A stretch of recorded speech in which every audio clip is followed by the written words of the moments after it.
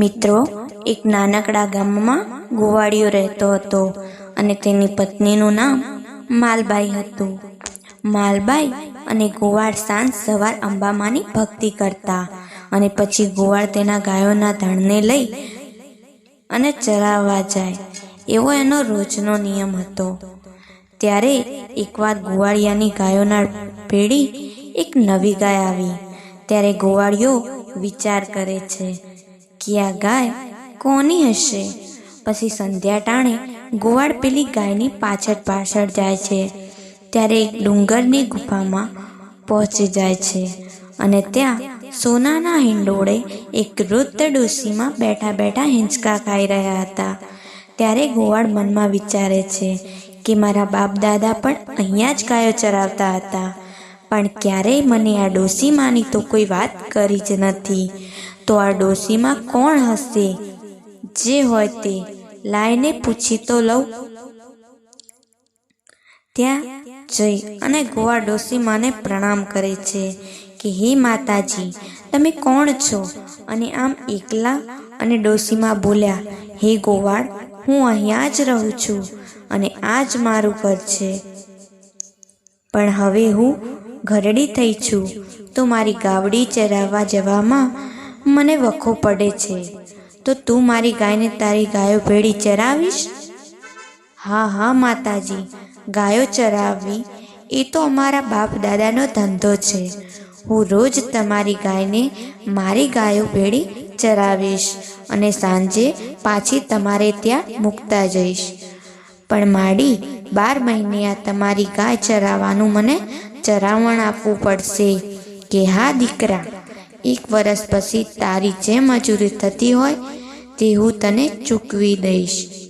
અને ગોવાળ ત્યાંથી નીકળી જાય છે અને મનમાં વિચારે છે કે આ માડી તો ખૂબ જ સુખી લાગે છે અને સોનાના હિંડોળે ઝૂલે છે અને મને પણ ચરામણ આપવામાં કાંઈ બાકી નહીં રાખે. પછી ગોવાળ રોજ વહેલી સવારે ઉઠે છે અને તેની પત્ની અને બંને અંબામાની પૂજા આરતી કરે છે. અને પછી ગોવાળ પોતાની ગાયોને લઈ વન વગડે નીકળી જાય છે અને વગડે પેલા ડુંગર પાસે જઈ ડોશીમાની ગાવડીને સાથે લઈ અને ચરાવવા નીકળી જાય છે.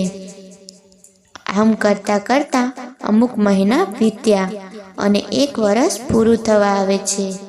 ત્યારે ગોવાળ વિચારે છે કે 1 વર્ષ પૂરું થઈ જાય ને તો તરત જ પેલા માડી પાસે જઈ અને મારી 1 વર્ષની મહેનતનું ચરામણ માંગું, અને જો સોના મોહરો મળી જાય ને તો મારી બધી ગરીબી નષ્ટ થઈ જાય.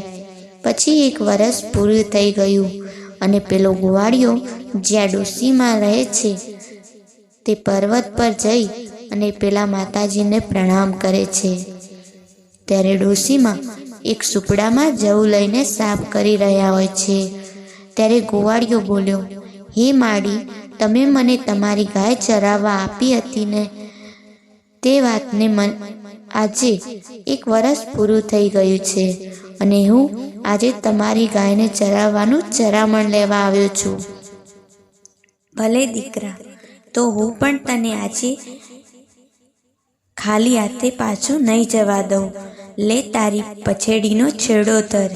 ત્યારે ગોવાળ જેવો પોતાની ચાદરનો ઘોડો આગળ કરે છે તો માતાજી સુપડામાં રહેલા જવને ગોવાળિયાના ઘોડામાં આપી દે છે અને કહે છે કે લે, જો તારા કિસ્મતમાં હશે તો જરૂર લઈશ. પછી ગોવાળ કાંઈ બોલ્યો નહીં અને બહાર નીકળી ગયો અને બહાર આવી અને મનમાં વિચારવા લાગ્યો કે આ કંજૂસ ડોશી નીકળી. હું તો 1 વર્ષની વિચાર કરતો હતો કે ચરામણમાં સોના મોહર આપશે, પણ આ ડોશીએ તો મારી મહેનત પર પાણી ફેરવી નાખ્યું અને જવ ત્યાં જ ઢોળી નાખે છે. અને નિરાશ થઈ અને ઘરે જાય છે. ત્યારે તેની પત્ની જમવાનું કાઢે છે. ત્યારે ગોવાળ કહે છે કે મને ભૂખ નથી. કે કેમ સ્વામી, આજે આમ કહો છો? કે એક ડુંગરની અંદર એક ડોશીમાં રહે છે અને એમની ગાયને હું 12 મહિનાથી ચરાવતો હતો અને અત્યારે જ્યારે મેં એમની પાસે ચરામણ માંગ્યું તો મને ચાદરમાં સવામણ જવ આપ્યા અને મને ગુસ્સો આવ્યો, એટલે મેં તે જવ બહાર નીકળી અને ઢોળી નાખ્યા. ત્યારે ગોવાળની પત્ની માલબાઈ ખૂબ જ ચતુર હતી.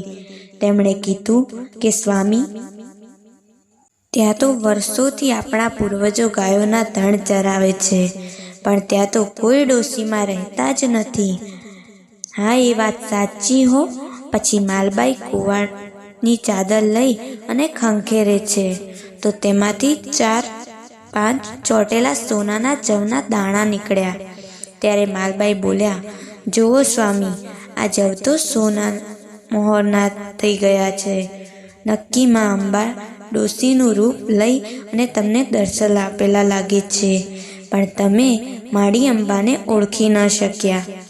ગોવાળ પછતાવો કરે છે અને બોલે છે, હા માલબાઈ, મને પણ તે વખતે ડોશીમાં બોલ્યા હતા કે તારી કિસ્મતમાં હશે તો જરૂર લઈ જઈશ, પણ તું અભાગ્યો માને ઓળખી શક્યો નહીં. પછતાવો કરે છે. અને પછી ગોવાળ અને માલબાઈ તો બંને ડુંગર પર આવે છે અને ત્યાં જુએ છે તો ત્યાં તો ડોશીમાં રહેતા હતા તે ભોંયરું જ નથી. પછી જવ ઢોળી નાખ્યા હતા ને તે જગ્યાએ જાય છે, ત્યાં તો જવ પણ નથી. પછી બંને જણા માતાજીને કરગરે છે અને આજીજી કરે છે કે હે માડી, અમારી પર દયા કરો, અમને દર્શન આપો. ત્યારે મા અંબા પ્રગટ થયા અને કહે છે, હે ગોવાળ, તું મને તારા મનમાં કંજૂસ કહેતો હતો ને, તું મને ઓળખી ન શક્યો ને? કે માડી, મારી ભૂલ થઈ ગઈ, મને માફ કરજો. ત્યારે મા અંબા બોલ્યા કે હે દીકરા, તું અને માલબાઈ તમે રોજ મારી ભક્તિ કરો છો, તો એ ભક્તિથી હું પ્રસન્ન થઈ છું. માંગો માંગો, તમે બંને જે માંગો ને આજે હું અંબા આપીશ. ત્યારે બંને માતાજીને હાથ જોડી અને એટલું બોલ્યા કે માડી, અમારે તો કાંઈ નથી જોઈતું. તમારા દર્શન થયા ને એટલે અમારો જન્મારો સફળ થઈ ગયો. અને માડી, જો કાંઈ આપવું જ હોય ને તો જન્મો જન્મ તમારી ભક્તિ કરીએ એવો અવતાર આપજો અને આશીર્વાદ આપજો. ત્યારે માતાજી કહે છે કે તમે જ્યાં સુધી જીવશો ત્યાં સુધી હું અંબા તમારી વારે રહીશ અને સતધર્મથી ભક્તિ કરજો. અને દ્વાપર યુગમાં તમે 2 માણસ ગોકુળમાં નંદ અને યશોદા થશો. કે હે દીકરા માલબાઈ, સાંભળ, ત્રિલોકનો નાથ ભગવાન શ્રી કૃષ્ણ તારા ખોળે રમશે અને આ મારા આશીર્વાદ છે. આટલું કહી અને તથાસ્તુ કહીને માતાજી અદૃશ્ય થઈ જાય છે અને મા અંબાના દર્શન કરી બંને માણસ ધન્ય ધન્ય થઈ જાય છે અને પોતાનો દેહ ટકે ત્યાં સુધી માની સત્ધર્મથી ભક્તિ કરે છે. તો મિત્રો, આવા નવા જૂના ઇતિહાસોને રોજે રોજ જોવા માટે આજે જ અમારી ચેનલ ભલો ગુજરાતી વ્લોગ્સને સબસ્ક્રાઈબ કરવાનું ભૂલશો નહીં.